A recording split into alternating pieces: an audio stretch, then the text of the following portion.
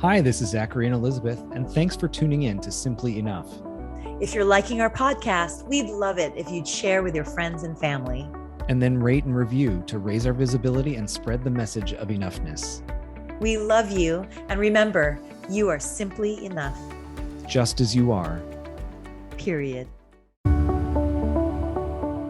Welcome to Simply Enough, where we celebrate you. Because you are enough. Just as you are. Period. Confidence is like joy. It's a state of being that is perpetuating the ups and downs of life. Exactly. Self-esteem is circumstantial, whereas confidence, absolutely, that's a state. Confidence is also a secured sense of self so that you can withstand rejection or you can withstand setbacks. There's reason to be confident purely on looking at what you've overcome. Welcome to Simply Enough. I'm Mr. Zachary Leonard. I'm Dr. Elizabeth Ignacio. You know, I said this last episode, I look back on the journey so far, and I'm so proud of what we've done and how we've gotten to this point. And I'm also just incredibly touched by people that are coming forward to reach out and to say the messages that we have been touching upon lately have really hit them in good ways. I had a great conversation with my cousin, Angelica. Thank you for listening, particularly the last episode about forgiveness. And I think we're jumping into some pretty deep topics right now. And I know that we want to do them justice. And so I think that getting into confidence, the idea of confidence, seems like a nice segue from where we were last week. And I wonder if we can go into it a little bit more. Absolutely. And build in there. What are your thoughts? Yeah, I mean, we were talking about, in actually the past 2 episodes, about being naturally the lead role in your own life story. And it's funny, the feedback that we've received, from some people in terms of, oh, I don't know if I can do that, be the lead role. Like that's not in me, and that's not how I was brought up, or that's just not how I think. And it really like triggered an uncomfortable sensation in a lot of people, which is funny because that's why we talked about comfort zone in the most recent, in the past episode. What that kind of speaks to then is almost like we talked about, a sense of unworthiness or not enoughness to take the lead role of one's own story, and that it requires a tremendous amount of confidence in order to be the lead role in your life story. And again, we just have to keep pointing out and clarify, how else can one live one's life other than the lead role in their own story? Mind you, we also talked about how not everything is comparative, not everything is relative, not everything is a zero-sum game. So when we say you be the lead role in your life story, that also therefore means everybody is the lead role in their own life story. So when you are the lead role in your life story, you are not then pushing yourself to become the lead role in somebody else's story. You know what I mean? Like, I think kind of that's why people are so very quick to be like, I'm not confident enough to do that, or that's arrogant, or something like that. No. Everybody has their life, and they have to live the lead role of their story. So if we can strip that away, then it doesn't need to be this tremendous leap of confidence to play the lead role. And so then looking at confidence, let's look at confidence. And what I mean by that is it's wonderful to be humble. And it's wonderful also to, be self-deprecating, but we don't have to be, self-flagellating and self-shaming. But with the polarity sometimes of how we see things, we almost feel like you're either very humble like Mother Teresa, or you're, egocentric like, I'm going to say it, Donald Trump. And it's not either or. And this happened actually this past spring break with my family and my son, Mikey, which, by the way, a number of people are like, how come you always talk about Grace and you don't talk about Mikey? And it's because I respect Mikey as an individual, and he is actually shy and doesn't really want me talking and sharing a lot of stories about it. Whereas Gracie's like, I don't care, go ahead. Whatever. So that's actually why I don't share a lot of stories, because I actually ask permission and honor Mikey and his boundaries and his sense of self and comfort zone of what I Hmm. share. But this is something that I am free to share about because it's not. I want to point out how it's not a big deal, which is this. So we were on spring break and we were coming out of our hotel and we were with Hmm. our soccer team, Gracie's Hmm. soccer team. And we were coming out of the hotel and we had to rent a car and we stood there and we looked to the left and we looked to the right and we couldn't remember where did we park our car. So we're standing there and we're like laughing at ourselves because this is not an uncommon situation uh, in our family, which is where did we park the car. So Right. we're looking and laughing at ourselves, looking left and right, where did we park. And some random young man, he looked like he was in his 20s, and he walked past us, smiled, and he says, "It's to the right," and then kept walking, and then looked at us and just smiled like a big, smiley laugh. And I laughed out loud and I said, "Oh, thanks very much," knowing that he was joking. Of course, he doesn't know what we're looking Right. Doesn't for, requires. Yeah. right? But no big deal. Like he just was, Right. being funny Yeah. and not being self-conscious or anything. And so I laughed. And what shocked me about that small little moment was Mikey said, "I wish I had his confidence." Mm. And he meant that. Like he literally like was coveting this guy's confidence of making a small little joke. And I Mhm. said, "That's not confidence, Mikey. That's just his not taking himself so seriously." Like Mhm. there's Mhm. if that's what you think is this big confidence, it really is just that he's this, funny, playful guy, just isn't taking himself that seriously. In many ways, we are intimidated or corrected or shamed Mhm. by our perception of what confidence is, whereas one can reframe it a different way. So for example, for myself, I'm often surprised when people think or assume, "Where do you get your confidence from?" And I'm like, "Are you kidding me? I'm like freaking the most insecure person I know." But it's not that I feel that I have this overwhelming confidence.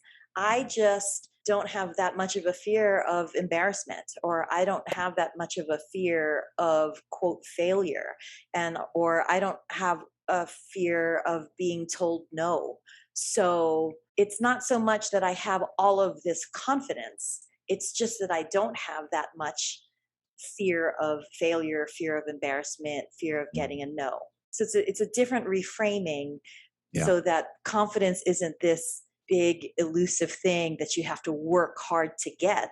Mhm. Okay, the other side of the coin is, okay, if you don't think that you can get confidence, then lose the fear, Mhm. right? So if you can't get something, then lose the fear of failure or fear of embarrassment or fear Mhm. of being laughed at, or there's a difference, but it's kind of the Def same coin. Mindy Kaling, fantastic actress. I love her so much. She has fantastic perspective on confidence. She says, Ah. well, first of all, when she gets asked, like, where do you get your confidence? It really matters who's asking, Mhm. because not infrequently I'll just say it, a cisgendered white male Right. interviewing her will be like, "Where do you get your confidence?" And though the intent might be positive, there is still an undercurrent Yep. underlying that question, as she says it, and which is, I know that might be well meaning, but that's kind of insulting, because the undercurrent of what that is how could you possibly be confident? You're a Mhm. very marginalized person. These are her Yep. words. You're not thin, you're not pretty, you're Indian, you're a woman. Mhm. Where in the world do you get your confidence? Those are her words. I Mhm. don't find anything. Yeah, I find it empowering, actually, Right. to come from a minority. But that's what she's saying in terms of confidence is almost bestowed, or as if somebody has to bestow that upon you, that Mhm. you are Mhm. worthy of the confidence. Mhm. Mhm. Whereas, she says that it's not so much that she has confidence per se. Like she'll say, "I know that I'm polarizing. I see the comments on social media and that kind of stuff. And, there's some that say, ugh, I don't really like her because she thinks she's so great." And Mindy Kaling says, you know what? It's not that I think that I'm so great, not at all. Like, I know that I say stupid stuff. I know that I make mistakes, and I want to correct it. It's just that I'm not traumatized by it and I don't beat myself up Hmm. about it. So Hmm. it's not that I think that I'm so great. I just don't hate myself. Yeah. She says it's funny how some people are actually weirdly threatened Hmm. when a woman doesn't hate herself or dumb herself down or second guess herself. So, whereas that might appear as confidence, it's just this lack of self berating and self flagellating and putting others on a pedestal over oneself. We can all be on the same podium. Hmm. So you started talking about humility. So connect that a little bit to humility, and you can be both. You can be both humble and confident at the same time. Because I know, so I'm just speaking very frankly, to me, humility means like almost a self-deprecating, maybe disregard for my unique gifts and talents. Like somebody said, "Oh, you sung that song beautifully. Oh no, that note was really hard, or this phrase, but thank you." There's almost like I have to like lessen it for this perception of humility, which I've certainly adopted and own and trying to let go of for sure. But this idea that humility means you can't be confident at the same time. Because okay, so we're going to get into grammar, right? So there's Yeah. synonyms and antonyms, right? Hmm. So the opposite of being humble is being braggadocious, right? Right. Truly, Right. that's really what the opposite is. But we've come to put meaning on humility, Hmm. that the meaning that we put on humility is less than.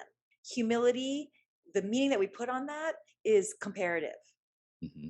Hmm. Oh, you can't be successful because you're taking away somebody else's success. Yep. Yep. No, Yep. it's not comparative, it's not relative. So Hmm. you can be cognizant of not being braggadocious Hmm. but still be humble and still be Yeah. confident. You see what I'm saying? I totally see what you're saying. And I think that they're a lot more connected than they are uh, disparate in the way that we've put meaning on them, particularly using what you talked about with Minnie Kaling, which is essentially an unshackling of yourself from the fear of embarrassment or the fear of failure or just fear, can also live in humility, which is I know myself. I There are things that I think are strengths of mine, and things that I'm still working on. Interesting, the idea of what confidence looks like. Okay, so this is a moment when I was a teacher, and at the end of every reading lesson or reading unit or writing unit, we had a publishing party. This, oh my god, I loved all my students. This one student in particular just gave me such a run for my money, and I just think back so fondly of this one kid, and we'll call him Brian. Okay, Brian. When we were preparing for the publishing party, the aspects of the publishing party for this writing unit was they had to get up and they had to read their poem in front of the group. Okay, poetry in and of itself for first graders is relatively fun. They get to throw the rules of grammar that they've been told out. They get to throw all the rules of writing conventions. It's really just a time for play. We study different models of poetry. So for first graders, it's like, oh, we get to break all the rules and that's okay. Right. So this is an exciting time. Right. But for Brian, what was particularly hard for him was the idea that he had to stand up in front of everybody and share. He was nervous about whether or not his poem would be laughed at or whatnot. So everything that you're talking about, fear of embarrassment, failure, etc. What I When I was trying to talk to him about what he could think of before speaking in front of the group was more like the prescriptive idea of what confidence looks like. If you stand tall and you take a deep breath and you put your shoulders back, and there were like all these like formulaic approaches to confidence, that wasn't actually what confidence was. And the reason why I knew that, and I think you're going to find this relatively funny, is because we were doing a rehearsal for it, and Brian was taking a really long time. He kept taking these big breaths. He kept putting his chest out a little bit and his shoulders back, and it was almost exaggerated behavior. And I'm like, Brian, what's going on, buddy? And he goes, I'm putting my confidence on, which is really sweet and charming. But at the same time, I'm like, oh, we missed the mark on this, right? Because what he thought was like confidence was like an armor. It was something that you put over yourself to shield you rather than something that happened internally. which I think is what you identified in your story with Mikey, which was he saw the external behaviors of that young man, and you were like, no, that's actually not really what confidence is, right? Yeah, and no, exactly. It's very, very internal. And once it's truly internalized, that's why it's not about show. And when it's not about show, then it's not about acceptance or approval or validation from others. And Mm-hmm. therefore it is not fragile because it is just an inner security and Mm-hmm. an inner knowing. And because it's not for show, that's why it doesn't have to be braggadocious. That's Right. why one can have quiet, humble confidence Mm-hmm. because it's internal, not external. And quite frankly, when it is external, when it is comparative, then that's not real confidence, right? Because if my confidence is based on putting other people down, if my Mm-hmm. confidence is always about besting somebody else, if my confidence is always about having to be better than or more than, and somebody else has to be less than, then what is that confidence based on? I better check my swagger at the door, right? Because that's not true confidence. That's show and that's comparative. That's what I mean in rather than it being comparative, getting to a place of self confidence or at the very least self acceptance and self compassion, Mm-hmm. that is more grounded and more centered and more aligned and more solid and more rooted Mm-hmm. in oneself. So it is not contingent upon circumstance or contingent upon other people's accepting you. And so that is how one becomes humbly the lead role in their life Mm-hmm. story. And Mm-hmm. again, how else can one live one's life without being the lead role in Mm-hmm. their own life story? Mm-hmm. But it doesn't mean steamrolling your way into taking the lead role in somebody else's story either. Right, right, right, right, right. But actually, when one comes from a place of self awareness, self acceptance, self compassion, one doesn't need to steamroll into other people's Mm-hmm. stories and also can give space and grace as others discover their lead role of their life stories. Mm-hmm. Mm-hmm. You know, I thought of this is going to age me and probably some of our listeners as well, but I pop culture reference, although it's not pop anymore. But The Karate Kid. Okay, so a movie that I loved growing up. You know, Mr. Miyagi is trying to teach Daniel-san essentially what you're saying, which is all the guys from Cobra Kai use or weaponize perceived confidence, like Mm-hmm. right, as a way to instill intimidation or fear or power or authority and strength.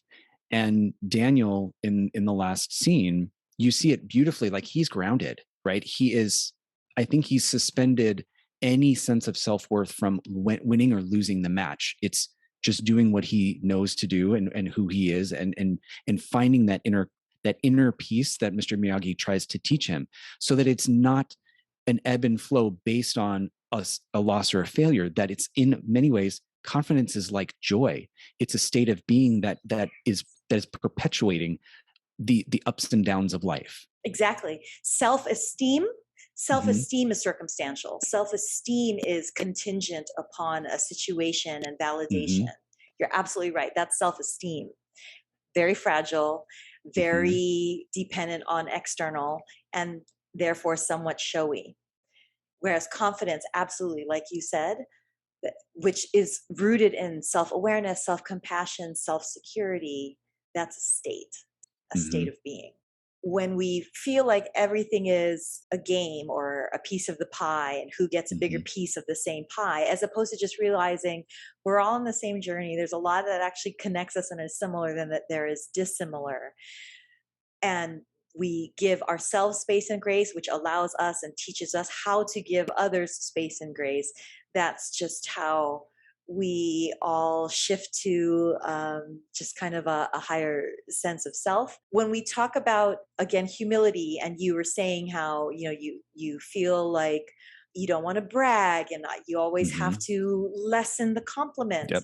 which goes back to one of our other episodes that we talked about in terms of learning to receive, Right. and allowing somebody else to give us the gift of kindness. that again still stems from like, who am I to do this? And I'm not worthy and I am less Mhm. than. And that's where all that comes from. But again, just to reinforce, just by simply being, it's not about producing and productivity and outcome, just not by human doings, but by human beings. We each Mhm. are already worthy, Mhm. and it doesn't have to be comparative and it doesn't have to be relative. And interestingly, Marianne Williamson, she happened to have been a recent presidential candidate, but really she's an author, and some would kind of say she's like new age spirituality, but she is a fantastic author. I will say she Mhm. wrote a book called Return to Love, which is based on some prior book called A Course on Miracles. But anyway, there is a quote that it's often now in social media attributed to Nelson Mandela, which Oh. is so funny. And he might have, taken a little piece of it. I don't know. But it has clearly been linked to Marianne Williamson in her Mhm. book. Like I Mhm. have her book and I read it and it's definitely hers. But that's okay. And talking about humility, Marianne Williamson was actually asked that, like, doesn't it bother you? She's like super good friends with Oprah Winfrey. So Oprah was like, does it Yeah. bother Oh, yeah. you that it's attributed to Nelson Mandela? True to form, she's like, why does that matter? It's not, I know I said it. Right. I love the message and I love the messages being spread. So it's not about me or my ego. I know that I said it and I'm so glad that it Mhm. resonates with so many people that it's being shared. That's humble confidence right Mhm. there. Mhm. Mhm. Having said that, I just want to read this excerpt because I Okay. just feel that it speaks so much to confidence, playing small, being too big, or what our Mhm. perception is of being big, and Mhm. braggadocious versus humble, all of that in this one excerpt, if you'll allow me. Can't wait. I'm excited. She, she says, our deepest fear is not that we are inadequate. Our deepest fear is that we are powerful beyond measure. It is our Mhm. light, not our darkness, that most frightens us. We ask ourselves, who am I to be brilliant, gorgeous, talented, fabulous? Actually, who are you not to be? You are a child of God. Your playing small does not serve the world. There is nothing enlightened about shrinking so that other people won't feel insecure around you. We are all meant to shine as children do. We were born to make manifest the glory of God that is within us. It's not just in some of us, it's in everyone. Mhm. And as we let our own light shine, we unconsciously give other people permission to do the same. As we are liberated from our own fear, our presence automatically liberates others. That's humble confidence. And that's a Mhm. recognition that we are all gifted and we all have individual special traits. We're Mhm. bestowed blessings. Rather than shy away from it, apologize for it, deny it, if we can tap into it and celebrate it, that's how Mhm. the whole is greater than the sum of its parts. Yeah. Does that make sense? How Totally I'm makes trying to sense. bring that quote in, that Mhm. it's not comparative, and nothing is gained by disallowing ourselves to be the lead role, to be our best selves for others. Mhm. That's how we show up to be of service to others. Mhm. Does that make sense relative to It totally confidence? does. Don't put the quote away or that excerpt away because I'm going to ask just that you read it again. There's a lot in there that I hope hits me and our listeners by another reading. So if you could just kind of put that tab or whatever it is just somewhere in a safe place because I want to come back to it. I had a thought while you were thinking when you were reading that about how I was raised to believe men should act, right? Mhm.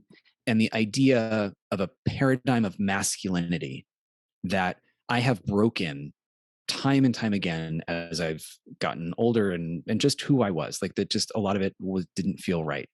And I think some of those stereotypes of perceived masculinity was associated with a sense of confidence, right? Rather than self-esteem or braggadociousness, et cetera. So I just throw out there that for the educators that are listening and parents that are listening, I would recommend that thinking about the ways in which we raise our children, either tied to their gender or their race, whatever it is. I mean, I was speaking primarily from the perspective of masculinity, but I think you could insert anything into that place and just think about what we do with children to teach them or perpetuate this idea that confidence is actually braggadociousness or that humility means less than, and to just break that cycle if they can. Because I was taught a little bit of that peacocking. You walk into the room and you've got the broad shoulders and a little bit of the stance, and that's what men are. Men don't cry, men don't do this, men don't do that. And now I'm completely comfortable being vulnerable. I mean, don't shy away from crying on the podcast. And I also, as a school leader, would lean into vulnerability in the middle of a very difficult meeting and put out there, I'm feeling this right now, or I'm sensing this right now. And I had some of my coworkers say to me, why do you do that? That makes you look weak. And I said, that's not how I see it. Or do I though? Right. I didn't have your words at the time, but I just put out there in the raising of children, as we've often done, we can break some of those patterns now just by observing the ways in which we have adopted the meanings of confidence or humility that we're trying to reframe in this conversation right now. Funny too that you mention it. So amongst female professional circles and female empowerment circles, and I wouldn't even say circles. I mean, it was it's made it into mainstream media. This joke, for women, the Serenity Prayer. Oh yeah. Lord, grant me Look at the me. Yep. serenity to accept things that I can't. Okay. And then the fourth addendum to that prayer, though, is, and grant me the confidence of an average white male. And I'm laughing. yeah. Zach went silent. He's laughing. And though that's trying to make a point, that is actually rooted in Oh. scientific studies in business. So interestingly, there was a study where, relative to looking at diversity, equity, Mm-hmm. inclusion, and Mm-hmm. especially specifically gender discrimination. Yep. How what they did is they had in this study a job requirements list for a particular job Oh yeah. opportunity was put out there, and there was 10 criteria, and women as a whole would not consider themselves worthy to even apply for the Uh-huh. job. Okay. And Yep. one thing I'm going to say about that is part of that is that fear of failure or Mm-hmm. fear of getting a no or fear of Rejection. rejection. Right. Yep. So when we put so much meaning and emphasis and weight and gravitas on a no and on a rejection, that fear is going to stop us. Number Mm-hmm. one. Mm-hmm. Number two, they also already presumed they were going to get a rejection if they only met 8 of the 10 criteria. So in the majority of the women in this study, they didn't feel that they were even qualified to apply and risk a no unless they had 9 or 10 out of 10 criteria. The average for the men that applied, Oh, I 6. can't wait. Six? 6 out of 10. Yeah. So if they made 6 out of 10, if they met 6 out of the 10 criteria, that was the average in terms of men feeling confident, in quotes, Mm-hmm. to apply. And so that, again, on the flip side, speaks to two things. One is they're not as afraid of getting, receiving a no. So, hey, what the Mm-hmm. hell? I have 6 out of 10. I might get a no, but I'm going to turn it in anyway. But then also the flip side of that is 6 out of 10 is enough. So I'm going to apply. That's the difference. And Yeah. I will say this, speaking as a, immigrant, short person of color, woman in a Mm-hmm. male dominated profession, Mm-hmm. that's the difference in confidence. And if we can start stripping that and even jokingly strip that Mm-hmm. for our youth, Mm-hmm. that's a powerful tool relative to the catchphrase now of DEI, right? Yeah. Diversity, equity, Yeah. and Yeah. inclusion. Is that alone, that helps level the playing field as an individual internally to Mm-hmm. even feel that one is worthy of Mm-hmm. applying, feel worthy of leaning in, feel worthy of inviting oneself to the table instead of waiting to be invited. Yeah. So, Lord, grant me the confidence of an average white male. Sorry to my average white male friends. No, I'm joking. No, there's no average white male. I'm joking. And by the way, nobody be mad at me. I did not make up that phrase. That is in the mainstream media. Oh, I did the, not make that up. the daggers are Nor coming. No, nor am I espousing it. Although, right. like I said, interestingly, right? It's been shown in Yeah. scientific research. Yeah. And I will say that I'm more in the camp of I need to meet 9 or 10 or all of the qualifications. I'm in that group. I would Mhm. be the man that lowered the average because I'm applying for jobs right now and I read the descriptions and I'm very much in that same boat of like, well, I don't have that and I don't have that. So I'm not going to apply. You're absolutely spot on. Absolutely Right. spot on. So you're doubly removing yourself from Yep. trying out for, for the team. you're Yep. you're Yeah. already cutting yourself from the tryouts, or you're cutting yourself from the auditions doubly. Yep. One, just the fear of or discomfort, and it is Mm-hmm. uncomfortable, but the discomfort of getting a no, or the discomfort of Mm-hmm. rejection, and the meaning one is putting on rejection Yep. versus up, no, next, Yep. rejection, redirection. Right. Right. So that can stop a person. And then on top of that, one thinking one's not even worthy to apply because they can't apply unless they meet 9 or 10 out of the 10 criteria, versus those that are like, oh, I don't know, let me just give it a whirl. That's self-defeating twice. And that's what I mean again about, there's that guy who said, oh, the car's to the right. And obviously he's joking. And he didn't care whether we laughed or Yep. not. And he didn't care whether we were like, who's that weird guy? Or, I mean, we all received it well. I laughed. I thought it was funny. But it's, I did. But is that confidence? Or is it just Mm-hmm. really not taking himself so seriously? Yeah. Yeah. If we can, just like we are trying to strip away and remove the gravitas and the weight of rejection, dun dun Mm-hmm. dun. Same thing. If we just remove the gravitas of confidence and just be like, okay, well, if you don't have confidence, then just how about not taking yourself as seriously, or not being fearful of failure? That is the corollary or the other side of the same coin of confidence. In typical Dr. Elizabeth fashion, you serve up a platter of delicious little things to think about and to enjoy. I appreciate the reframing of confidence because it also allows for this idea of feedback and openness to grow and change that doesn't rock you. That confidence is also a secured sense of self Yeah. so that you can withstand rejection or you can withstand setbacks or failures. And so confidence doesn't mean you believe in yourself so much all the time that it's this like kind of blind arrogance. It's not that at Yes, all. exactly. So for those of us, and I'm thinking out loud as I'm saying this, for those of us that thought of confidence that way, confidence also helps you when you are growing and when you are Yes. facing challenging things. You're a challenge, and the idea that you are no longer hostage to fear. You're no longer a hostage of fear of embarrassment or fear of failure. And I have a quick little story in that regard. So I've talked on this podcast, and we come up with these little anecdotes or these little stories. This is one of those. There's a person that I was watching climb. In the climbing world, there's a move called a dyno, and a dyno basically means that you prep your body because you are going to essentially jump to try to reach a hold. Like there's time and space where you are not touching the wall with either your feet or your hands, and it can go a number of different ways, but they're usually pretty cool to watch. They're very dynamic, right?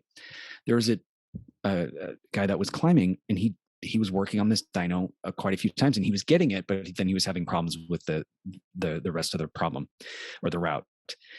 So eventually I asked him, I was like, how did you get to be so good at doing the dynos? And he kind of just looked at me and he goes, well, I didn't care if I didn't get it.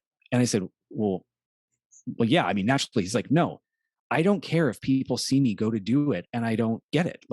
Because I'm learning and I get back on the wall and I try it again. I have separated myself from thinking or feeling or caring about the failure. And that's exactly what you're talking about right now. And then what It's I proceed is, exactly it. yeah, yeah. Oh And what I perceived as Yes. confidence was like strength. Like he was actually not it at all. It was less about his ability to succeed in the task itself and more about his mental thinking going into the success or failure of the task. You know what I mean? Boom, boom. So because, okay, so a lot of people are like, well, I can't be confident until I have a lot of successes, under my belt. And let's just challenge that a little bit. Then, okay, if that's how you're going to gain confidence as opposed to letting go of fear, Yep. then if your confidence is dependent on the accumulation and compilation of successes, then let's peel away the definition of success, Right. which I hate Oh, that word anyway, right? I So know. some people success as if it's some like acquisition like you can hold. So Hmm. some people claim something is a success only based on outcome. If one's measure of confidence Hmm. is based on the compilation and accumulation of success rather than letting go of fear of Hmm. failure or fear of embarrassment, okay, fine. Then let's look at what is the accumulation success. Let's redefine success. Hmm. So for some, success is about outcome purely, Hmm. and especially big goal hitting. We talked about big step versus next step. Right. So if we can reframe it though, success isn't necessarily about the outcome, how close you've come to perfection, but more the struggles you've managed to overcome, right? So it's not just, right? Yes. Success is not just measured by the big outcome. It's what you've overcome. That's the gap and gain. That's what that Hmm. rock climber was talking about. It's like, I don't care what people see, or if they're measuring me, as a success or a failure because I did it. It was, look, the journey that I went through, look at what I've overcome. Even Yeah. if I don't succeed with the big outcome, I've still Hmm. overcome, and therefore I'm a success. Well, So it's what you overcome, it's not the outcome. the rock climber, he has wanted to try to do this again and again. So rather than removing himself from even trying, he was willing to quote unquote fail because he was just enjoying the trying. Right. So he was Right. accumulating as he went along. And then, He was accumulating what he's overcome rather than looking correct. at the singular outcome. So Yes. already he has success. And truly, there's reason to be confident purely on looking at what you've overcome. Hmm. It's overcome versus outcome. And also, case in point, also, when you were admiring him as Hmm. to what he has succeeded in, and he reframed it in terms of what he's overcome, Right. that's again where we, in our own minds and our own narrative, have this image of confidence and we have this Hmm. image of Yep. success. But that's what we're looking at in awe and inspiration and in amazement. That's the highlight reel. The Hmm. nitty gritty is in the blooper outtakes. Yep.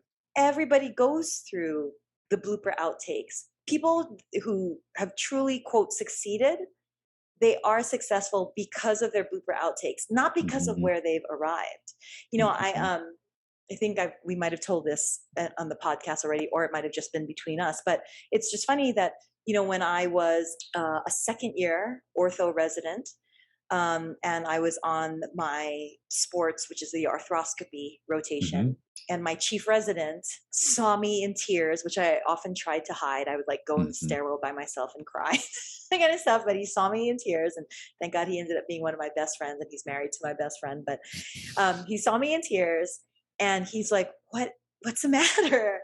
And I had just, come out of a day of arthroscopy, which for everybody, that's the minimally invasive where we take, teeny tiny incisions and teeny tiny cameras and instruments. So it's not what people often see, on Grey's Anatomy, where like a Right. big incision and the hands are deep inside, and that's called open surgery. So this is instead arthroscopic surgery. We're using cameras and tools. Hmm.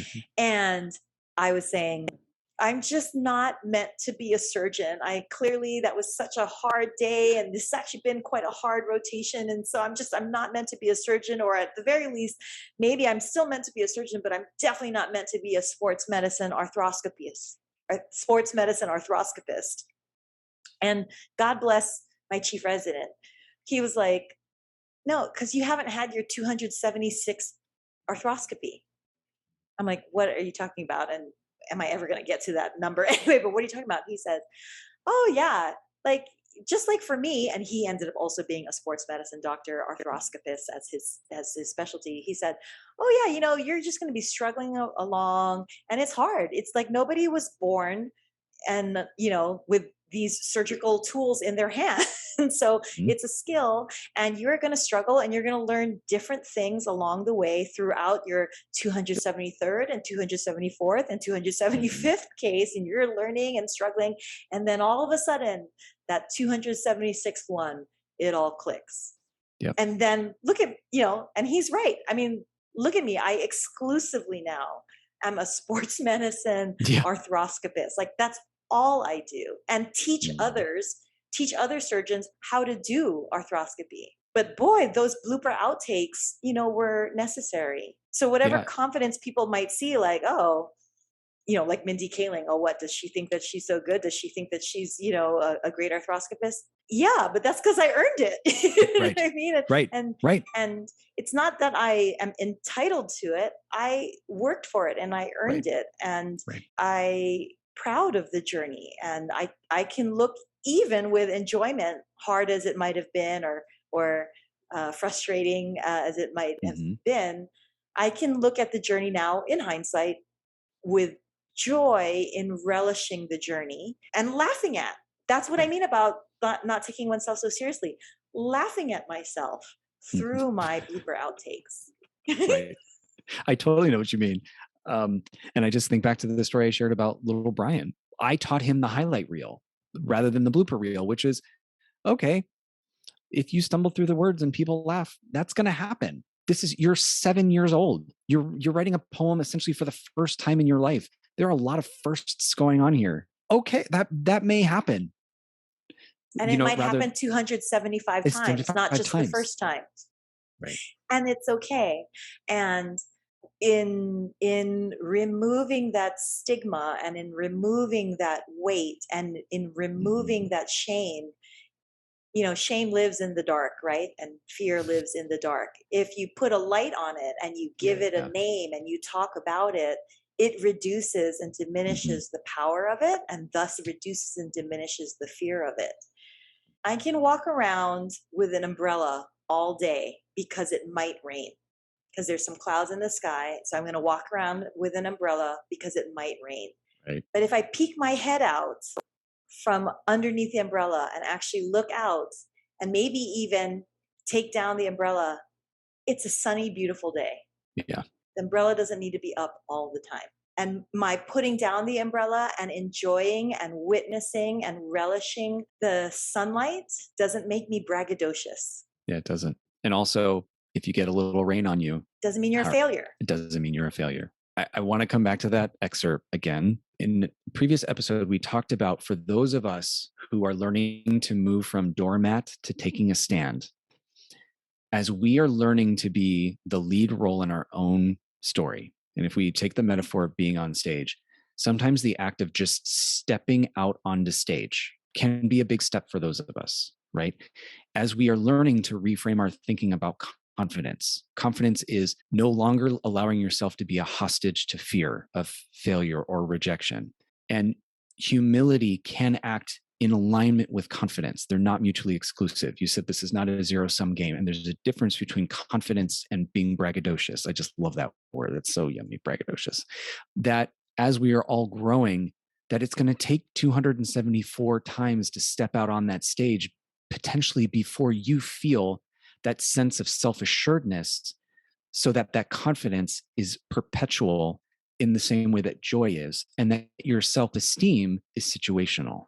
And Yeah, can all you the read that world again? is a stage, and life is a stage. All the world, Shakespeare, right? All the world Yep. is a stage, and there's multiple plays going on. Yep.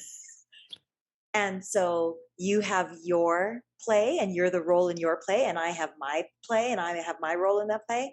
And so a spotlight on you doesn't take away the spotlight Right. from me. There's multiple plays going on. Mm-hmm. All the world's a stage. Mm-hmm. Our deepest fear is not that we are inadequate. Our deepest fear is that we are powerful beyond measure. It is our light, not our darkness, that most frightens us. We ask ourselves, who am I to be brilliant, gorgeous, talented, fabulous? Actually, who are you not to be? Mm-hmm. You are a child of God. Your playing small does not serve the world. There is nothing enlightened about shrinking so that other people won't feel insecure around you. We are all meant to shine, as children do. We were born to make manifest the glory of God that is within us. It's not just in some of us, it's in everyone. And as we let our own light shine, we unconsciously give other people permission to do the same. As we are liberated from our own fear, our presence automatically liberates others. Okay. Simply enoughers, go out there and shine. Go out there and shine And remember, you are enough. You are just as you are. just as you are. Period. I love you. I love you.